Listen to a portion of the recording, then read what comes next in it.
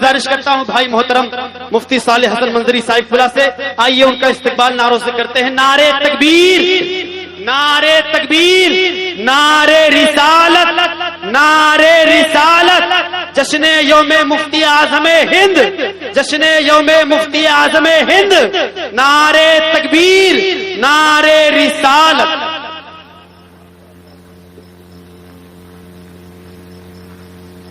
ممبر پاک پر تشریف فرما استاذ العلماء شیر قادریت حضرت علامہ عبد الرحمن قادری صاحب قبلہ و دیگر علماء اہل سنت و سامعین اہل سنت، السلام علیکم ورحمۃ اللہ تعالی وبرکاتہ۔ الحمدللہ رب العالمین والصلاة والسلام علی سید الانبیاء والمرسلین وعلی آلہ واصحابہ اجمعین، اما بعد فاعوذ باللہ من الشیطان الرجیم، بسم اللہ الرحمن الرحیم، یا ایہا الذین آمنوا اتقوا اللہ وکونوا مع الصادقین، وقال النبی صلی اللہ تعالی علیہ وسلم اذ اقشعر جسد العبد من خشیۃ اللہ تعالی طحانت عنہ ذنوبہ کما یطحانت عن الشجرۃ ورقها۔ صدق اللہ العظیم وصدق رسولہ النبی الکریم، ونحن ولا ذلك لمن الشاہدین والشاکرین والحمد للہ رب العالمین۔ آئیے ہم اور آپ سب سے پہلے عقیدت و محبت کے ساتھ نبی اور آل نبی کی بارگاہ میں اپنی غلامی کا ثبوت دیتے ہوئے درود و سلام کا ہدیہ پیش کریں، پڑھیں اللہم صلی علی سیدنا، اللہم صلی علی سیدنا مولانا محمد معدن الکرم، صلاۃ صالح علیہ یا رسول اللہ صلی اللہ تعالی علیہ وسلم۔ سرکار تاج الشریعہ لکھتے ہیں کہ متقی بن کر دکھائے اس زمانے میں کوئی، متقی بن کر دکھائے اس زمانے میں کوئی، ایک میرے مفتی اعظم کا تقوی چھوڑ کر۔ برادران ملت اسلامیہ، ہم اور آپ سرکار مفتی اعظم ہند کے 134ویں یوم ولادت کا جو جشن ہے اس میں تشریف رکھتے ہیں۔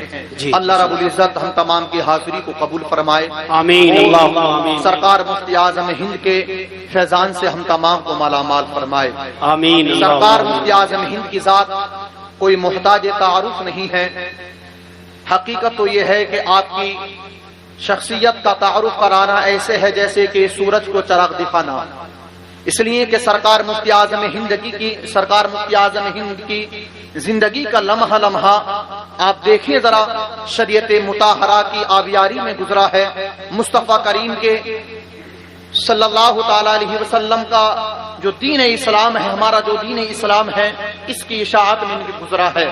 سرکار مفتی اعظم ہند علیہ الرحمت و رضوان 22 ذی الحجہ 1310 ہجری کو بریلی شریف میں پیدا ہوئے۔ آپ کی عمر تقریباً 6 مہینہ 3 دن کی آپ کی عمر تھی۔ آپ سید المشائخ حضرت شاہ ابو الحسین نوری رحمت اللہ تعالی علیہ کی بارگاہ میں آپ کو لے جایا گیا، تو آپ نے سید شاہ ابو الحسین نوری رحمت اللہ تعالی علیہ نے آپ کو سلسلے میں داخل فرمایا، اور آپ نے فرمایا کہ یہ بچہ ولی ہے اور بڑا ہو کر کے یہ دین اسلام کی بہت بڑی خدمت کرے گا، مخلوق خدا اس سے بہت زیادہ فیضیاب ہوگی، اور آپ نے فرمایا بہت سے گمراہ ہوئے لوگوں کو یہ بچہ راہ راست پر لا کر کے کھڑا کر دے گا۔ میرے دوستوں، میرے عزیزوں، اب دیکھیے گا ذرا شاہ ابو الحسین نوری رحمت اللہ علیہ کا یہ فرمانا کہ یہ بچہ ہزاروں گمراہ لوگوں کو راہ راست پر لا کر کے کھڑا کر دے گا، یہ بچہ وقت کا ولی ہے۔ یقین جانیے گا جیسے جیسے وقت گزر رہا تھا، سرکار مفتی اعظم ہند کی نورانیت کے جلوے چاروں طرف آیا ہوتے چلے جا رہے تھے۔ جب مکہ اور سہارا، متھرا، آگرہ، علی گڑھ، ہاتھرس، ان تمام علاقوں میں ایک اشدی تحریک اٹھی تھی جو مسلمانوں کے ایمان و عقیدے کو چھین رہی تھی، اور گھر واپسی کے نام سے ایمان و عقیدے کے ڈاکہ زنی ہو رہی تھی۔ اللہ اکبر، جانتے ہو علماء اہل سنت نے مل کر کے سرکار مفتی اعظم ہند کو اپنا رہبر تسلیم کیا۔ اس کے بعد میں سرکار مفتی اعظم ہند اسی بریلی شریف کی مقدس سرزمین سے اٹھ چلے تھے، صحابہ اور جو ساتھ میں علماء اہل سنت کا قافلہ تھا، متھرا کی سرزمین پر پہنچے، آگرہ کی سرزمین پر پہنچے، ہاتھرس کی سرزمین پر پہنچے، اسی انداز سے بھگت پور کی سرزمین سے ہوتے ہوئے سارے علاقے کا دورہ کیا تھا۔ دیکھا جا رہا تھا ایمان تک اپنے لٹوا رہے تھے، لوگ جو ہے کفر کی دلدل میں پھنستے چلے جا رہے تھے. جانتے ہو اس وقت میں کاروں کا دور نہیں تھا، اس وقت میں کوئی اچھی یعنی کہ گاڑیوں کا دور نہیں تھا. اللہ اکبر، بیل گاڑی کی سواری نہیں تھی. سرکار مفتی اعظم ہند اسی پر جلوہ افروز ہو کر کے اپنی سفر کو طے کر رہے تھے جہاں اس کا انتظام نہ تھا. اپنے ننگے قدم سے اللہ اکبر میرے دوستو، امت مسلمہ کے بچانے، امت مسلمہ کے ایمان کو بچانے کے لیے، ہم سنیوں کے ایمان کو بچانے کے لیے سرکار مفتی اعظم ہند اپنے قدموں سے دورہ کر رہے تھے. مورخین لکھتے ہیں کہ آپ کے قدم پر پیدل چلنے کی بنیاد پر آپ کے قدموں میں اللہ اکبر چھالے پڑ چکے تھے. جانتے ہو کئی ہفتے، کئی مہینے سرکار مفتی اعظم ہند بریلی شریف کی سرزمین پر پلٹ کر نہیں آئے تھے. کس لیے؟ تاکہ اشدی تحریک کا خاتمہ ہو. لیکن سنیے گا ذرا، 6 سال کے طویل زمانے تک اس اشدی تحریک نے بڑی تیزی کے ساتھ میں کام کیا تھا. لیکن جانتے ہو سرکار مفتی اعظم ہند جب اٹھے تھے، علماء کرام کا قافلہ ساتھ میں تھا، تمام نے مل کر کے جدوجہد کی تھی. 6 سال کے بعد میں اس تحریک نے دم توڑ دیا تھا. آج تک اس تحریک کا نام لینے والا کوئی نظر نہیں آتا ہے. سرکار مفتی اعظم ہند کی شخصیت تو وہ ہے، آپ جانتے ہو نہ معلوم کتنے لوگ ایمان کا دامن چھوڑ بیٹھے تھے. لیکن سرکار مفتی اعظم ہند جب پہنچے تھے، آپ نے تبلیغ اسلام فرمائی تھی، آپ نے تبلیغ ارشاد فرمائی تھی. تو آپ کے تبلیغ ارشاد فرمانے کی بنیاد پر جو لوگ ایمان کی وادی سے نکل کر کفر کے دلدل میں پھنس چکے تھے، اب وہ دوبارہ پلٹ کر کے آئے اور ایمان کے دامن سے وابستہ ہو گئے تھے. پورے کو تو چھوڑیے، جو مخالفین تھے سرکار مفتی اعظم ہند کے چہرے کو دیکھتے تھے، کلمہ طیبہ پڑھ کے لا الہ الا اللہ محمد رسول اللہ مسلمان ہو جایا کرتے تھے. سبحان اللہ. نعرے تکبیر، نعرے رسالت، جشن یوم ولادت مفتی اعظم ہند حضور سراج میاں صاحب قبلہ، حضور سراج میاں صاحب قبلہ، حضرت قاری عبد الرحمان صاحب قبلہ، عرس نوری. نعرے تکبیر، نعرے رسالت.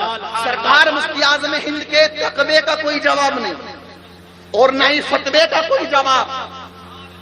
میرے عزیزوں، میرے دوستوں، میرے سنی بھائیوں، سرکار مفتی اعظم ہند نے جس مسئلے پر اپنے قلم کو اٹھایا تو یقین جانیے گا اس مسئلے کو بالکل واضح اور روشن فرما دیا. سرکار مفتی اعظم ہند کی بارگاہ میں سوال آیا، پوچھا گیا کہ اللہ تبارک و تعالیٰ کو خدا کہنا کیسا ہے؟ کیونکہ لفظ خدا قرآن میں نہیں آیا، لفظ خدا حدیث میں نہیں آیا، بلکہ اردو کا لفظ ہے یہ، یا دوسری زبان کا لفظ، عربی کا لفظ نہیں ہے. پوچھا گیا سرکار مفتی اعظم ہند سے کہ اللہ تبارک و تعالیٰ کو خدا کہنا درست ہے کہ نہیں ہے؟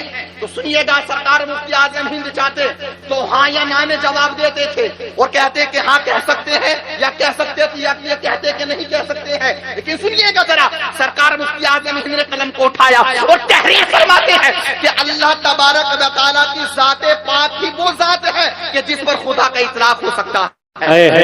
یعنی اور کوئی ذات ہی نہیں کہ جس کو خدا کہا جائے. خدا واحد قہار کی وہ ذات مبارکہ ہے کہ جس کو خدا کہا جاتا ہے، اسی پر اطلاق ہوتا ہے خدا کا. اور آگے لکھتے ہیں، آپ لکھتے ہیں کہ سلف سے لے کر خلف تک ہر ایک دور میں تمام مسلمانوں میں بلا نقیر اصلاح کا اطلاق ہوتا رہا ہے اللہ کی ذات پر، کسی نے اختلاف نہیں فرمایا. اور آگے آپ لکھتے ہیں کہ اللہ تبارک و تعالیٰ کو خدا، جو لفظ خدا کا اطلاق ہوتا ہے، یہ جائز ہے اور بہتر ہے.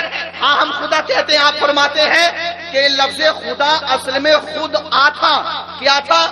خود آ، جس کا معنی ہے جو خود سے آئے، کسی کو کسی دوسرے نے اس کو وجود نہ بخشا ہو، یا کسی دوسرے کے بنائے سے نہ بنے، بلکہ جو ہمیشہ سے ہو اور ہمیشہ رہے، اس کو خدا بولتے ہیں. لفظ خدا کی کیسی تحقیق پیش کی ہے فتاوی مستفیہ میں صفحہ نمبر 17 پر سرکار مفتی اعظم ہند نے. میرے دوستوں، میرے عزیزوں، میرے بھائیوں، سرکار مفتی اعظم ہند کا قلم کس مسئلے پر اٹھا ہے، قسم اللہ کی واضح اور روشن فرما دیا ہے. میں آپ کو بتاتا چلوں، سرکار مفتی اعظم ہند کا تقویٰ بھی لاجواب ہے، فتویٰ بھی لاجواب ہے. میں آپ سے پوچھنا چاہوں گا، آپ یوم مفتی اعظم ہند کے جشن میں تشریف فرما ہے، میں آپ سے پوچھنا چاہوں گا، آپ نے سنا ہے سرکار مفتی اعظم ہند کی زندگی کو، لوگوں نے دیکھا ہے، آپ نے دیکھا ہے سرکار مفتی اعظم ہند کی زندگی کو. اللہ اکبر، آپ کی نمازیں قضا نہیں ہوئی ہیں، آپ کے روزے قضا نہیں ہوئی ہیں. اگر آپ مفتی اعظم ہند کے ماننے والے ہو تو آپ عہد کیجیے گا، انشاءاللہ العزیز آج کے بعد کوئی نماز نہیں چھوٹے گی.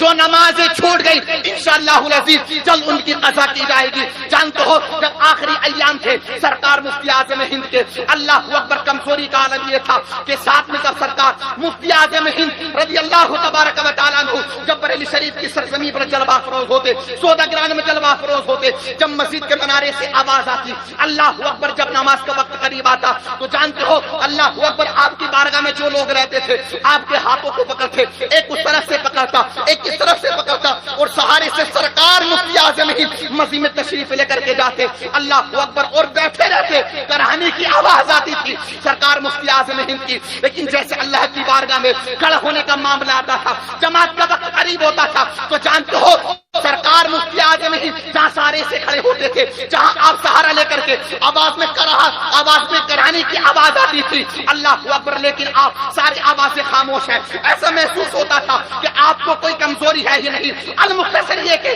اللہ تبارک و تعالیٰ کا خوف سرکار مفتی اعظم ہند کے سینے میں اتنی خشیت الہی تھی، اتنا خوف تھا کہ تمام کمزوری کا آپ کو احساس تک نہ ہوتا تھا. اللہ اکبر. سرکار پیغمبر اسلام نے ارشاد فرمایا قال النبی علیہ الصلوۃ والسلام اذ يخشى جسد العبد من خشیت اللہ تعالی تہانت عنہ ذنوبہ کما یتہانت عن الشجرۃ ورقها، کہ جب کوئی بندہ مومن اللہ کی بارگاہ میں سچے دل سے توبہ کرتا ہے، سچے دل سے اللہ کی بارگاہ میں استغفار کرتا ہے، اس کے جسم سے گناہ ایسے جھڑ جاتے ہیں جیسے سوکھے ہوئے درخت کو ہلانے سے پتے جھڑ جایا کرتے ہیں. میں گزارش کروں آپ لوگوں سے، سرکار مفتی اعظم ہند کی زندگی کا معمول تو یہ تھا کہ آپ نے آخری ایام میں بھی نماز کو جماعت سے ترک نہ فرمایا بلکہ جماعت سے نماز کو ادا کرتے رہے. ہم کو چاہیے کہ سرکار مفتی اعظم ہند کی روش کو اختیار کرے، آپ کی زندگی کو اپنے عمل میں لانے کی کوشش کرے، نمازوں کی پابندی کرے، علماء کے مؤدب رہے، مسلک اعلی حضرت پر